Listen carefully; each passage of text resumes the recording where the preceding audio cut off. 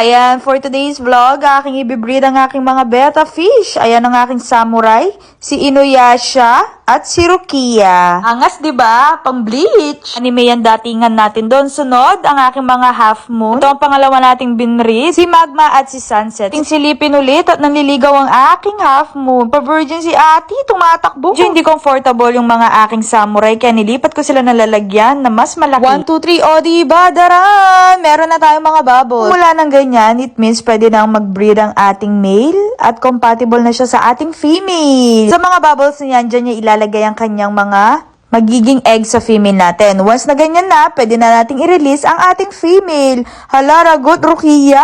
Mabebeng-bang ka na.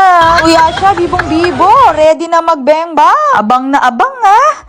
Grabe ka dyan. Parang magiging kawawa si Rukia sa'yo, Inuyasha, ha? Handaan lang tong wag samal. Lang ha, breed lang, hindi salbe. Parang papatayin mo naman si Rukia sa yung mga galawan, eh. Rukia, nak, galingan mo, ha? Good luck sa'yo. Alam ko kaya mo yan at paramihin mo ang iyong lahi. Hala, napakalikot pa talaga nila.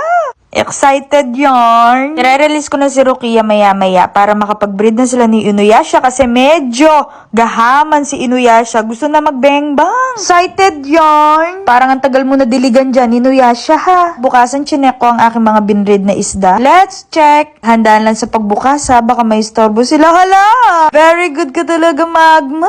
Ayan, nakikita nyo ba ang kanilang mga egg? Yan ang mga sinasabi ko kanina na ilalagay nilang egg nila sa kanilang mga bubbles. Very good na very good ka dyan, Magma and Sunset. Very good kayo mga naku. Pre, excited na yung lola. First time ako mag-breed at nag-success. Excited ako na mapisa sila. Hala, ang dami.